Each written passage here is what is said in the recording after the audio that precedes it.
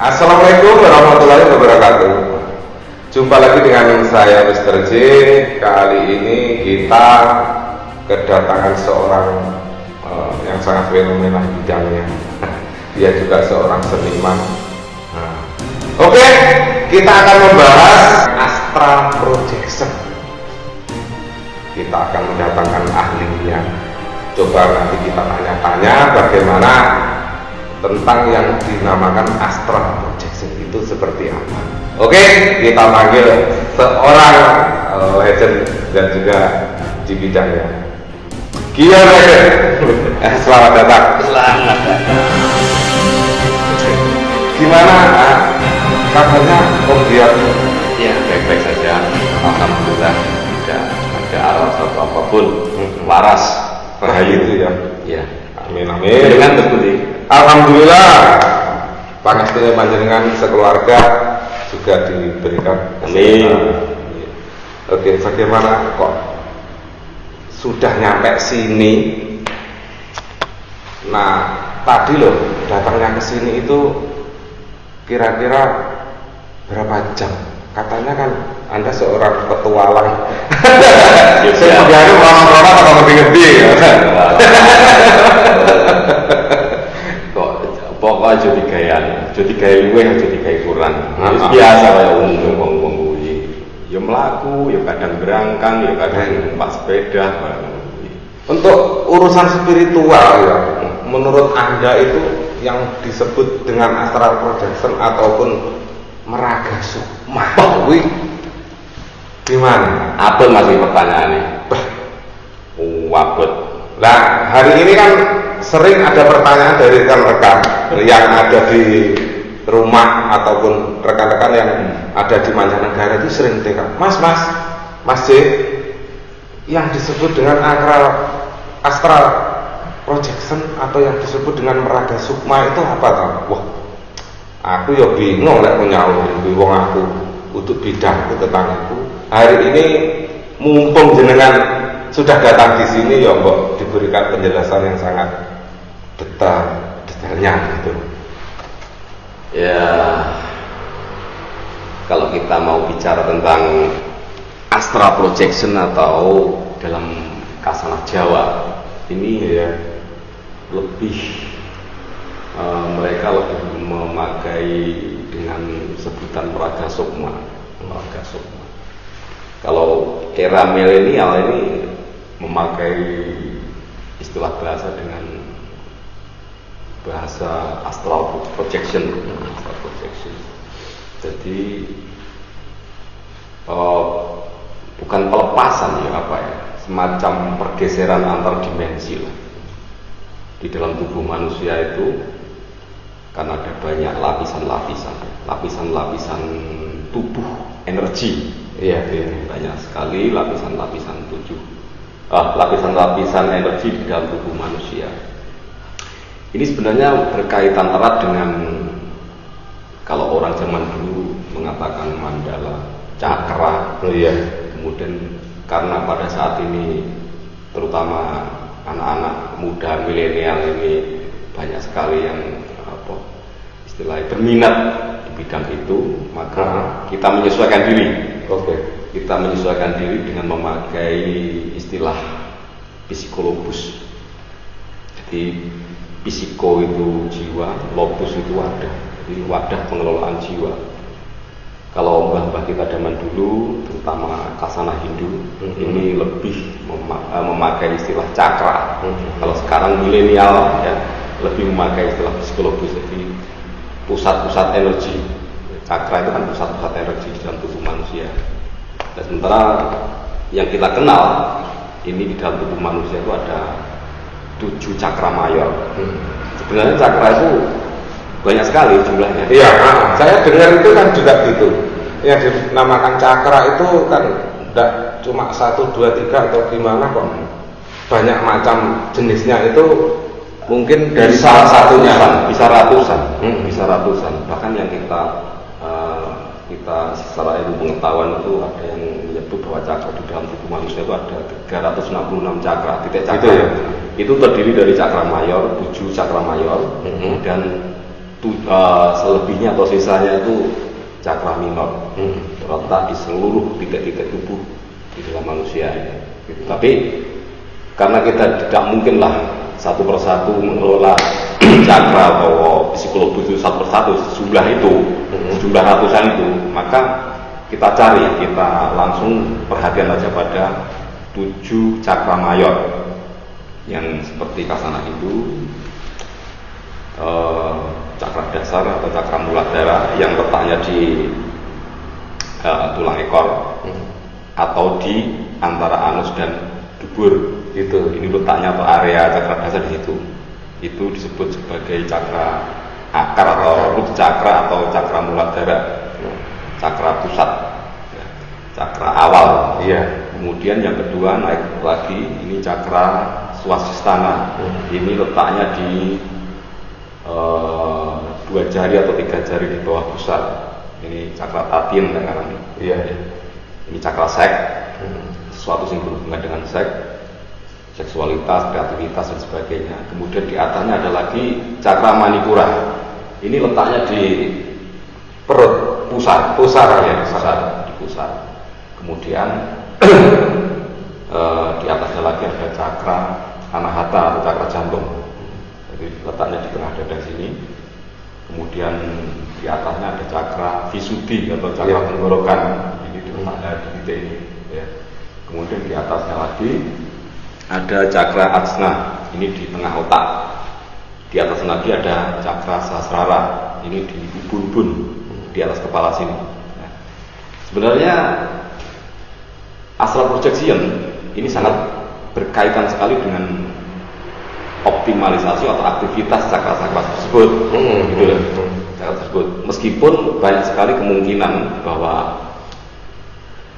orang bisa melakukan peristiwa atau mengalami rokok sukmo tanpa melakukan latihan-latihan tertentu, tapi secara alamiah bisa sebenarnya. Gitu ya. Tanpa disadari pun bisa sebenarnya.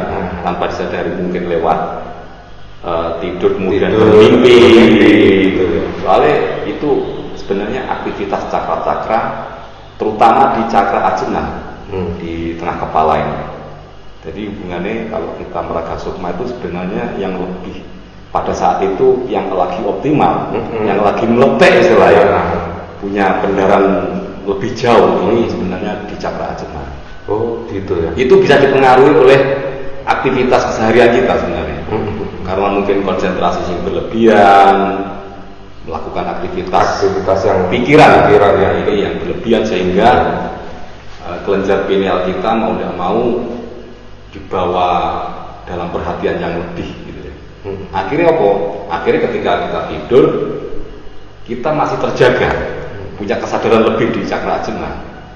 Ketika kita mau tidur, fisik ini tidur duluan. Fisiknya tidur duluan, maksudnya istirahat duluan, tapi di sini masih terjaga. Cakra ajna ini masih terjaga, masih optimal, masih apa ya istilahnya? Bekerja untuk masih terjaga, masih dalam kesadaran optimal, gitu. Akhirnya terjadilah peristiwa seperti cakra itu berarti cakra ajna. Jadi peristiwa pergeseran antar dimensi gitu. Oke. Hari ini dengan kedatangan panjenengan, mumpung jenengan hadir di sini, ini kemarin itu banyak pertanyaan dari netizen ataupun teman-teman. Apakah setiap orang bisa melakukannya untuk mencapai hal seperti itu? Bisa. Kita itu sebagai manusia atau makhluk yang paling sempurna, yang punya kesempurnaan. Ini dibekali kemampuan itu. Setiap orang punya kemampuan itu sebenarnya. Cuma mau dikelola atau tidak gitu. Ya kembali lagi bahwa pengalaman-pengalaman spiritual yang menyangkut tentang meraga sukma atau astral projection ini bisa dilakukan oleh setiap orang, baik disadari maupun tidak. Maksudnya tidak disadari, katakanlah ya lewat mimpi tadi, kemudian kalau tidak disadari ini dikelola lewat manajemen tertentu berupa latihan-latihan lah. Ada memang sistem atau teknis-teknik tertentu untuk belajar itu, untuk melatih kepekaan cakra-cakra sehingga kita bisa melakukan astral projeksi yang gini, orang itu ketika tidur, ini roto titik bahasanya, ketika orang baru balik, itu yang dinamakan kayak seperti mimpi basah, itu termasuk mengalami dari hal cakra yang dari mana itu tadi? Itu disebut seperti menurut mimpi basah, kayak mimpi basah, gitu kan mimpi ya. Itu kan termasuk juga mungkin apa ya ngarani hal yang tidak disengaja atau tidak orang kenangan sajane kan nggak pengen gitu juga kan, tapi sesuai tahapan perkembangan alamiah manusia tentang perkembangan psikologis, perkembangan tubuhnya, ini menyangkut hormon-hormon lah, hormon-hormon, termasuk ini berhubungan erat dengan sebenarnya ya kalau urusan apa tadi mimpi basah gitu, usia anak muda usia 12 tahun, gitu kan mimpi basah. Ini sebenarnya perkembangan hormon seksualitas di dalam tubuhnya, terutama di area cakra swadhisthana atau cakra seks. Oh gitu, cakra seks. Berarti termasuk arahnya itu ke cakra seksualitas. Cakra seksualitas, sehingga pada saat usia sekian, usia 17 ini sebenarnya usia di mana apa manusia mengembangkan kreativitasnya, mengembangkan pola-pola seksualitasnya. Seksual ya orang berhubungan badan lah. Urusan ini mau macam-macam, sensitivitas, seni, perkembangan psikologis mereka tentang sesuatu keindahan dan sebagainya. Dan siap juga untuk siap dalam hal sudah mulai tertarik kepada lawan jenis, gitu ya, termasuk gitu, betul. Oke. Terus gini, saya sendiri juga bingung, kan banyak orang menanyakan tentang semacam itu tuh, terus maksudnya tujuan kita itu untuk apa? Kadang orang kan ada, ya mungkin malah penggayaan ngono ya, kok tinggi opo maksudnya untuk kegunaan dan fungsinya itu untuk penggayaan kerjaan, yang lain kan masih banyak. Sementara untuk urusan itu kan kita harus meluangkan waktu dan juga yang benar-benar harus konsentrasi betul untuk mencapai sebuah itu. Di dalam kita melakukan katakanlah di dalam kita melakukan proses-proses meraga sukma itu perlu persiapan yang luar biasa, persiapan yang matang, terutama masalah persiapan energi. Jadi ya ora gampang sebenarnya, sebab ini berhubungan dengan transformasi antar dimensi. Jadi diperlukan proteksi tubuh yang baik, sehingga di dalam kita melakukan pengalaman spiritual di dalam antar dimensi itu benar-benar kita memiliki proteksi atau perlindungan yang baik. Gitu, perlindungan yang baik. Gini, ini soalan tadi lah, diopo gitu. Tujuannya itu tadi loh. Sebenarnya kalau mengupas masalah ini, urusan spiritual itu tidak hanya sekedar diopo gitu ya. Iya. Ini sebenarnya berhubungan sekali loh dengan tentang jati diri manusia, jati diri, jadi geopo dan sebagainya. Mungkin apakah untuk kesehatan ataupun untuk tidak hanya sekedar itu, tapi itu kesehatan itu efek. Bonus.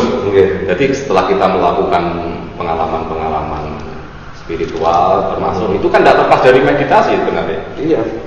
Penenangan jiwa tidak lepas dari situ. Bahkan ketika kita meditasi pun iso Kalau kita tidak bisa kontrol, kita bisa jegur ning urusan itu tadi. Meraga Sukma, bablasan yang Meraga Sukma bisa saja.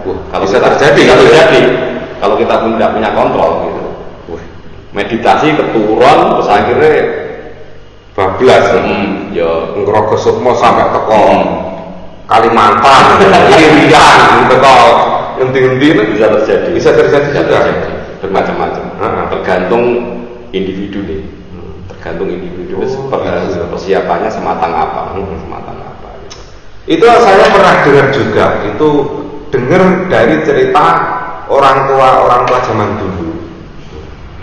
Ketika ngomong tentang seorang guru spiritual kakek saya,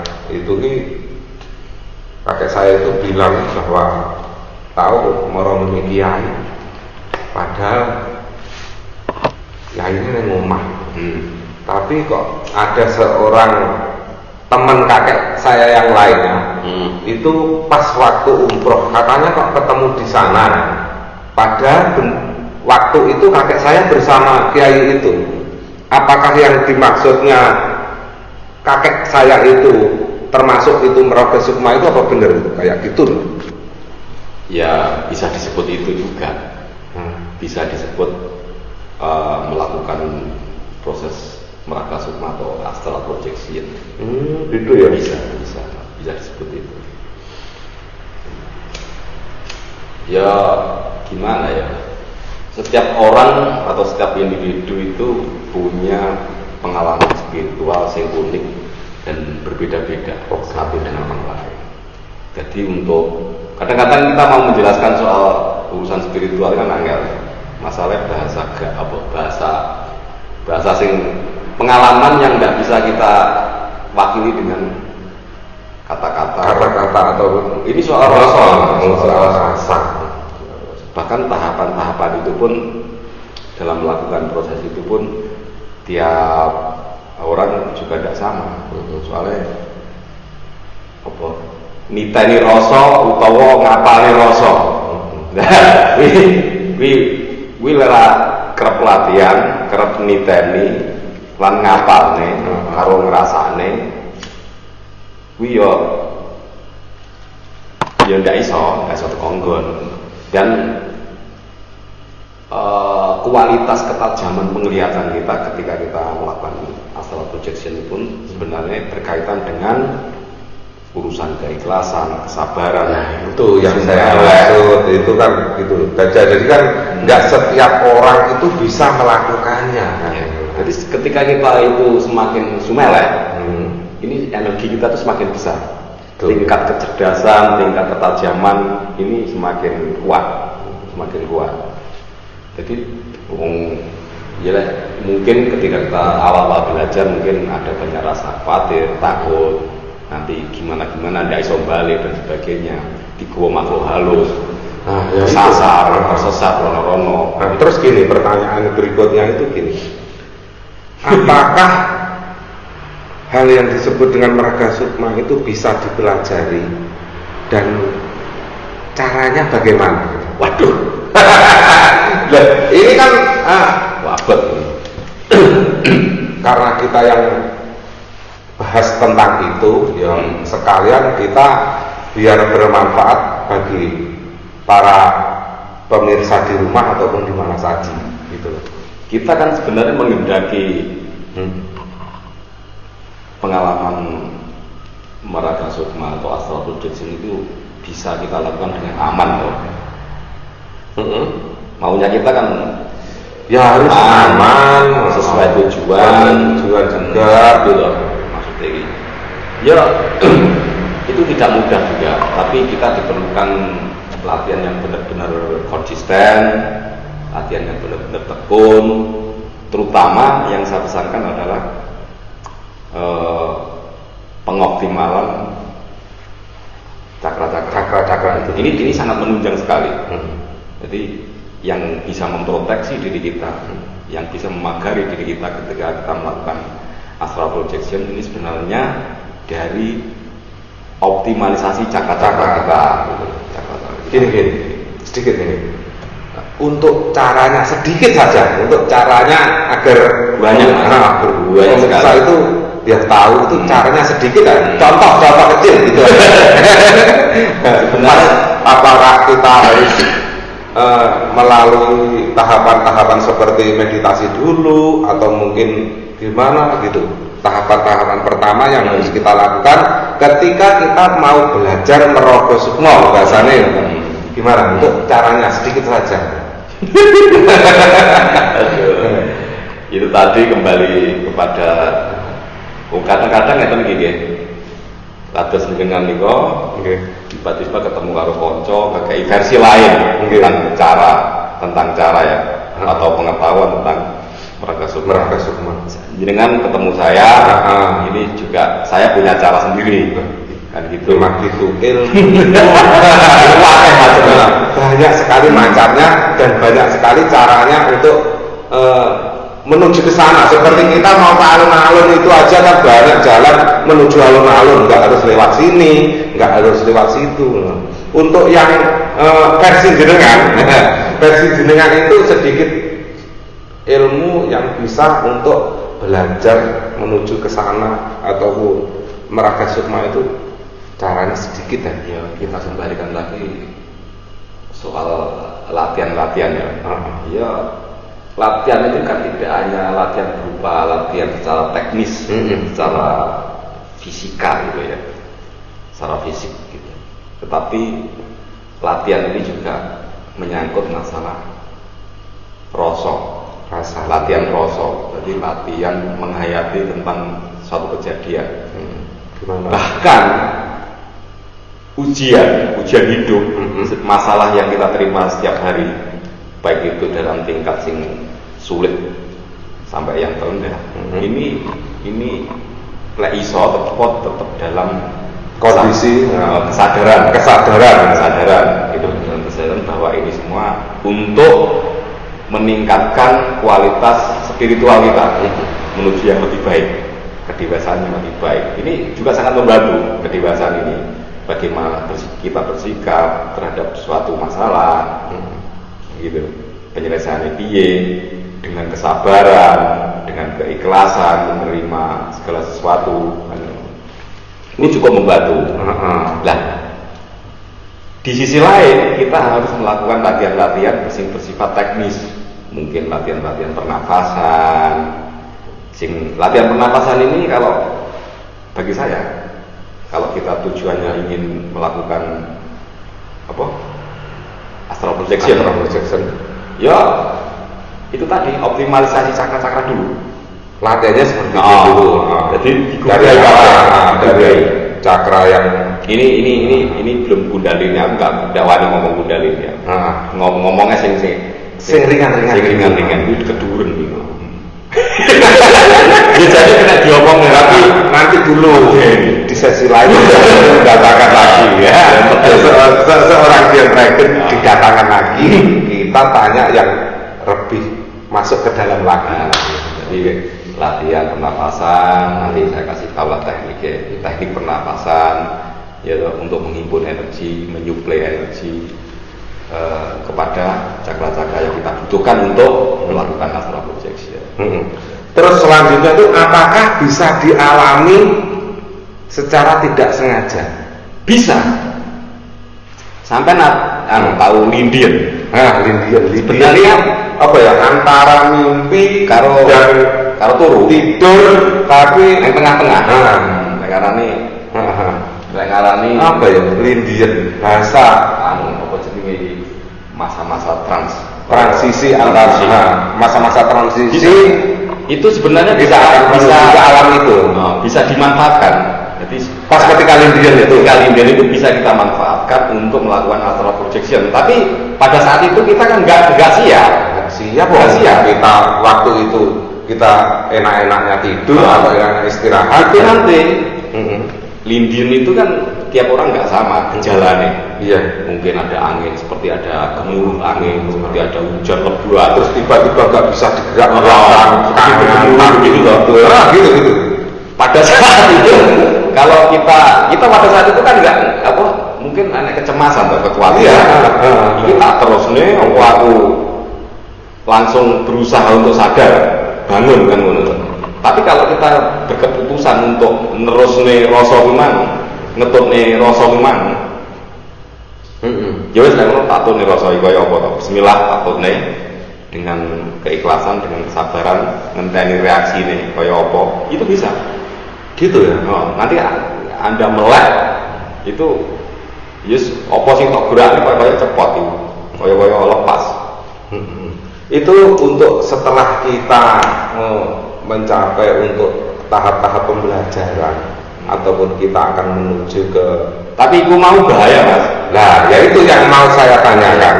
Itu gini, resiko atau bahayanya itu gimana?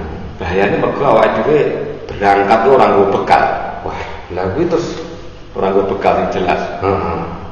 Bahkan urusan iki kok aku arep nang ndi. Nah, gitu loh maksudnya. Itu kudu tertanam nang otak bawah sadar.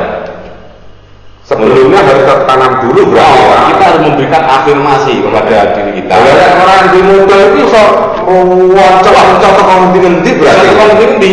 Soalnya aku kok tujuanku nang kono setelah aku mulai. Minggu sing bakal bukan yo kuwi sing bakal apa balekne awake dhewe. Oh, itu. Jadi saat dulu itu nganggep kira-kira setelah terjadi seperti hal seperti itu, terus aku kok mek jujuku kasaran ngomong nek ngono. Nah, kasaran ngomong aku kok ketika iki kok aku mek jujuk pengen neng Bolo kata-kata. Ya. Neng Gunung Bolo kata-kata gitu. Ketika udah nyampe Gunung Bolo itu wes ya mek nyawang-nyawang apa terus pulang gitu aja. Pulang gitu aja. Gitu. Oh. Tapi lek pemanas teko kono katakanlah itu terus roh apa kita akan menikmati mungkin yang sebelumnya belum tahu karena kita udah masuk ke makanya seperti itu. Dan biasanya kan kalau ya sing diarani bekal itu kan orang cukup urusan apa jenis itu kita mau kemana dan proteksi diri termasuk optimalisasi cakra-cakra itu diperlukan sekali. Itu sebagai pelindung atau proteksi kita, terutama di cakra dasar sebenarnya. Jadi cakra dasar ini nanti yang akan mengembalikan kita pulang sebenarnya. Dijaga terus keseimbangannya. Ketika kita melakukan astral projection, jadi pada saat kita melakukan transformasi kesadaran antar dimensi itu, kita tetap menjaga keseimbangan antar cakra. Itu sehingga tercakup dan disadari penuh itu setiap proses, setiap perjalanan disadari penuh. Bahkan kita tidak boleh loh di situ itu campur tangan gitu. Tidak boleh campur tangan tentang objek yang kita lihat. Kita itu cuma jadi pengamat gitu tok berarti ya. Nek ngono tok, nek roh wis sampai roh wis ngono tok. Nek pengamat, tapi untuk lebih jauh campur tangan tidak oleh. Itu menyalahi semacam hukum alam. Hukum alam. Berarti gini ya, itu berarti ya bahaya juga ya. Bahaya orang yang bahkan belum berpengalaman di bidang itu terus mau menuju ke situ, kira-kira utang piutang lah, utang piutang atau dol tinuku. Untuk bahayanya sendiri loh, resiko atau bahayanya mungkin apa ya terus lek sampai kasaran ngomong kesandep apa terus piye terus akhirnya kok terus kemasukan roh halus ya bisa juga gitu loh maksud saya itu tidak perlu kemungkinan meskipun kita karena saking nikmatnya ketika dia terbius terlena bisa juga gitu ya nah iming-iming nek kono ternyata nek bulu ki udah dari kok sajane iki sebenarnya tujuane rono nek tengah dalan adewe cetukan itu karo omah warung enak nek kono mangan kepenakan di iming-imingi sing panganan reno-reno mang lali karo tujuane iki mung wis dadekne apa bis gitu ya. Berbahaya juga untuk bagi orang yang belum melatih ataupun gini guys ya. Untuk para pemirsa sekalian untuk belajar merogoh sukmo ini. Ya, aja sembrono. Bahayanya kalau mau. Ya wis awake sekedar lek ndak pengen atau ngerti ya sekedar tahu tentang ternyata Meraga Sukma ataupun projection, astral projection itu tadi, ya dibuat ilmu pengetahuan gitu aja ya.